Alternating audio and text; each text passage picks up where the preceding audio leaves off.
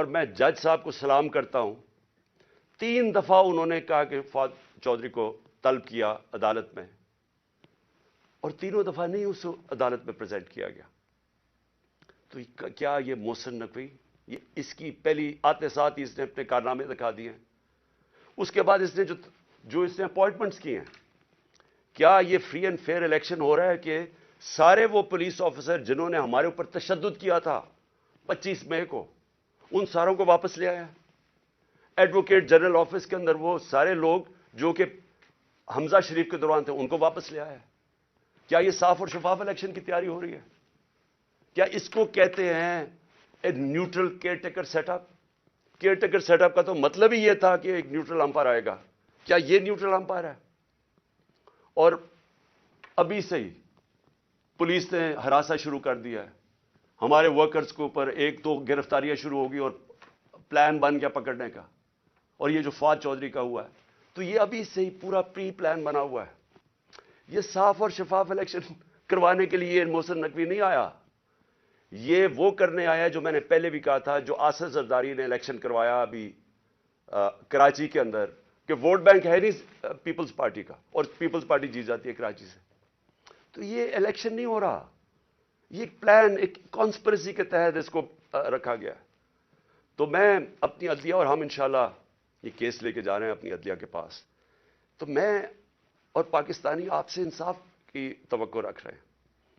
ہم یہ بھی چاہتے ہیں کہ یہ جو اب فواد چودھری سے ہو رہا ہے اور یہ جو آگے ہونے جا رہا ہے, میں ابھی آپ کو پیشن گوئی کرتا ہوں, کیونکہ ان کو سب سے بڑا جس آواز بند کرنی ہے وہ عمران خان کی ہے, تو وہ پورا پلان بنا ہوا ہے ان کا. میں ابھی پیشن گوئی کر رہا ہوں. ہم اپنی عدلیہ سے ایکسپیکٹ کرتے ہیں کہ ہمارے فنڈامنٹل رائٹس کو پروٹیکٹ کریں. یہ تاریخ وہ ہونے لگی ہے, اگر ہماری عدلیہ نہ کھڑی ہوئی تو یاد رکھیں آج تک جسٹس منیر کو کسی تاریخ نہیں بھول سکی. وہ بڑے قابل آدمی تھے, لیکن ایک جگہ جدھر انہوں نے آئین اور قانون کے ساتھ کھڑا ہونا تھا وہ طاقتور کے ساتھ کھڑے ہو گئے. اس ملک نے بھاری قیمت ادا کی ہے اس کی, اور اس کے بعد قیمت ادا کرتے گئے. اس وقت قوم آپ سے ایکسپیکٹ کر رہی ہے, موزز ججز, قوم آپ سے ایکسپیکٹ کر رہی ہے کہ ہمارے حقوق کی حفاظت کریں, ہماری جمہوریت کو بچائیں. یہ جو اب تباہی مچنے لگی ہے ہماری جمہوریت کے اوپر, اور جو ہو رہا ہے اور جو رجیم چینج کے بعد ہوا ہے, میں آپ کو یقین دلاتا ہوں کہ میں مشرف کے مارشل لاء میں اپوزیشن میں تھا. 8 دن مجھے جیل میں ڈالا, تب بھی میں نے کبھی اس طرح کا ظلم, فیشزم, اس طرح کی میں نے کبھی ایک سٹیٹ کو اپریس کرتے ہوئے میڈیا کے لوگوں کو, ہمارے ورکرز کو, میں نے کبھی ایسے نہیں دیکھا جو آج میں دیکھ رہا ہوں پاکستان کے اندر. تو اور مجھے افسوس سے کہنا پڑتا ہے کہ ہماری عدلیہ نے ہمارے فنڈامنٹل رائٹس کی حفاظت نہیں کی. اگر کی ہوتی تو آج یہی وہی جو 25 مئی والے وہ آفیسرز جنہوں نے تشدد کیا تھا, 3 بجے رات کے لوگوں کے گھروں میں گھس کے انہوں نے لوگوں کو پکڑ کے جیلوں میں لے کے گئے تھے, ظلم کیا تھا, لوگوں کو امبیرس کیا تھا. آرٹیکل 14 کانسٹیٹیوشن کا ہماری ڈگنیٹی, ہماری عزت پروٹیکٹ کرتا ہے. انہوں نے سارے لوگوں کو نہ چادر اور چار دیواری کا سوچا, نہ قانون کا سوچا, ظلم کیا. وہ آج آفیسر پھر واپس آ گئے. ہمارے پاس سوائے عدلیہ کے جانے کا کون سا راستہ ہے؟ دوسرا راستہ ہے سڑکوں پہ آ جائیں, دوسرا راستہ ہے ملک کو اور نقصان پہنچائیں جو یہ آگے پہنچا سکے ہیں. اس لیے میں اپنی عدلیہ سے ریکویسٹ کرتا ہوں. اور پھر میں ذرا 2-3 اور چیزیں بتا دوں.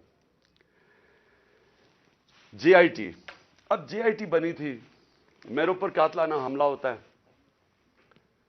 پہلے تو 16 دن کچھ ہوتا ہی نہیں ہے, نہ کوئی investigation. Police F I R کاٹ کے دیکھ دیتی کہ صرف ایک شوٹر تھا اور دینی انتہا پسند نے اٹیک کیا تھا, جو میں پہلے سے ہی سپٹمبر اور اکتوبر میں نے کہہ دیا تھا کہ میرے اوپر واردات ہونے والی ہے اور نام لیں گے دینی انتہا پسند کا. پوری کانسپریسی بنی ہوئی مجھے قتل کرنے کی. میں پہلے کہہ بیٹھا تھا, مجھے پتا بھی تھا اس کے پیچھے کون ہے, اور میں نے ان کے جیسے ہوا میں نے ان کے نام لیے. اپنی حکومت ہوتے ہوئے, پنجاب پولیس ہمارے نیچے ہوتے ہوئے میں اپنی ایف آئی آر نہیں کٹوا سکا. اور مجھے پتا ہے میں کیوں نہیں کٹوا سکا, کیونکہ دوسری طرف طاقتور لوگ تھے. اور ہماری ملک کی تاریخ ہے کہ جب طاقتور کا کمزور سے مقابلہ ہوتا ہے تو انصاف نہیں ہوتا. تو لیکن جو جے آئی ٹی کی رپورٹ ہے یہ ذرا سننے والی چیزیں ہیں. اور پھر کیسے اس جے آئی ٹی کو آپ آتے ساتھ ہی حکومت نے پہلی چیز کی ہے جے آئی ٹی بند کی ہے. یہ کس قانون کے تحت کی ہے؟ جے آئی ٹی تو پنجاب کی جے آئی ٹی تھی. فیڈرل گورنمنٹ تو جے آئی ٹی نہیں بنا سکتی. اور جے آئی ٹی کی فائنڈنگز جو فائنڈنگز سامنے آئی ہیں ذرا یہ سن لیں, اس کی وجہ سے یہ بند کی گئی ہے. میں ذرا آپ کو بتانا چاہتا ہوں ساری قوم کو کہ میرے اوپر جو حملہ ہوا تھا جب انہوں نے ایف آئی آر کٹائی پولیس نے, میری نہیں کاٹی, انہوں نے کہا تھا ایک شوٹر ہے. ذرا آپ یہ سنیں, اب تک جے آئی ٹی نے جو عدالت میں جو رکھ چکی ہے, جو عدالت میں چیزیں رکھ چکی ہیں وہ ذرا سنیں. سب سے پہلے انہوں نے یہ کہا جو کہ ڈی پی او گجرات تھا غضنفر حسین اور ایس ایس پی ندیم حسین جو سی ٹی ڈی لاہور تھا, دونوں پنجاب گورنمنٹ کے نیچے تھے. ان دونوں نے آڈیو یعنی ٹیپس کی, اس کی وہ جو شوٹر تھا اس لڑکے کی انہوں نے ٹیپس بنائی. اور جب اس کی ٹیپس بنائی تو جب جے آئی ٹی نے مانگا ان سے ان کا موبائل فون, اور جب جے آئی ٹی نے ان کو بلایا ان دونوں کو, انہوں نے صاف انکار کر دیا کہ ہم جے آئی ٹی میں نہیں آتے. کون تھا ان کے پیچھے جو اتنا طاقتور تھا اور جس کو خوف تھا کہ کہیں جے آئی ٹی میں سچ نہ نکلا ہے؟ ان کو روک دیا. پھر ذرا آگے چلیں. اس کے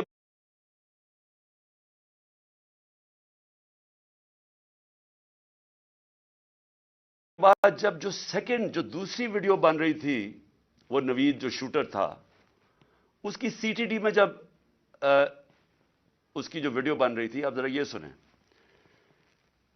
رپورٹ لکھتی ہے جے آئی ٹی کے 4 سے 5 جو نامعلوم لوگ وہاں موجود تھے. وہ کون تھے؟ پولیس سی ٹی ڈی کے اندر اس کی بنایا جا رہا ہے اس کا سیکنڈ ویڈیو, اور وہ بھی اس کی کون سا قانون اجازت دیتا ہے کہ پولیس ویڈیوز بنا کے ریلیز کرتی رہے میڈیا کو. لیکن وہاں جو سب سے زیادہ چیز ہے 4 اور 5 وہ جے آئی ٹی کہتی ہے نامعلوم لوگ وہاں بیٹھے ہوئے تھے. یہ کون تھے؟ پھر اسٹیبلش ہو جاتا ہے 3 طریقوں سے. آئی وٹنسز جو گواہ دیکھتے ہیں وہ شوٹر کو 3, ایک فورینزک کے ذریعے, اور ایک پھر فورینزک کے ذریعے یعنی کہ جو خول ملے تھے ان کی گولیوں کے, وہ 3 جگہ سے ملے. اور کرائم سین رپورٹ جو تھی, ان سب نے ثابت کیا کہ 3 شوٹر تھے. یعنی جو انہوں نے رپورٹ بنائی تھی کہ صرف ایک دینی انتہا پسند نے قتل کرنے کی کوشش کی, اس کو سب کو رد کر دیا. اس لیے یہ آتے ساتھ ہی انہوں نے جے آئی ٹی بند کی, کیونکہ میں نے نام تو ایک شہباز شریف کو رانا ثناء اللہ کا لیا ہوا ہے, اور وہی بیٹھے ہوئے ہیں فیڈرل گورنمنٹ میں, اور انہوں نے آ کے انہی کے نیچے اب جے آئی ٹی بنے گی. اس لیے میں نے پہلے دن کہا تھا کہ چیف جسٹس صاحب آپ کے نیچے اگر انکوائری ہوگی تو شاید انصاف ملے. ان کے ہوتے ہوئے, اور وہ جو ایجنسی کا آفیسر ہے ڈرٹی ہیری, مجھے کوئی امید انصاف کی نہیں تھی. اور وہ آپ ذرا دیکھیں کہ جو اس جے آئی ٹی نے جو چیزیں بھی نکالی اس کے اوپر بھی ذرا دیکھیں کہ انہوں نے کس طرح اس کو بند کرنے کی کوشش کی. پھر یہ ثابت ہو گیا کہ جو لڑکا نوید تھا وہ کوئی دینی انتہا پسند نہیں تھا, اور اس کو ٹریننگ دی گئی تھی پسٹل شوٹنگ کے اندر. کوئی پسٹل شوٹنگ ایسے نہیں کرتا کہ سیدھی ایسے ریپڈ فائر کرے, وہ ٹرینڈ تھا. اور جو 5ویں چیز سامنے آئی, 4 جے آئی ٹی ممبرز کے اوپر پریشر ڈالا گیا. کس نے ڈالا؟ اور انہوں نے اپنی چینج کی رپورٹ, جو عدالت میں جو تھی رپورٹ اس کی فائنڈنگ چینج کر دی. اور پھر کیا ہوتا ہے, جو پروسیکیوٹر جنرل ہے, جو انڈیپینڈنٹ انکوائری کرتا ہے ان 4 لوگوں کے اوپر جو اپنے چینج کرتے ہیں رپورٹ, یہ 4 جے آئی ٹی ممبرز اپنی رپورٹ چینج کرتے ہیں, انڈیپینڈنٹ انکوائری کنڈکٹ کی جاتی ہے پروسیکیوٹر جنرل آف پاکستان. وہ ان کے اوپر انڈیپینڈنٹ انکوائری کنڈکٹ کرتا ہے, اور وہ کنفرم کرتا ہے, prosecutor general of Pakistan confirm کرتا ہے کہ انہوں نے اپنی غلط ٹیسٹمنی بدلی. 3 شوٹرز تھے, اور اس نے ریکمینڈ کیا کہ ان کے اوپر کرمنل پروسیڈنگز کی جائیں کہ انکوائری کو سیبوٹاج کرنے کے لیے جو 4 جے آئی ٹی ممبرز نے جنہوں نے چینج کیا ہے. تو میرا سب سے بڑا سوال یہ ہے کہ آتے ساتھ ہی پنجاب گورنمنٹ جب سے یہ آیا ہے انہوں نے سب سے پہلے کیوں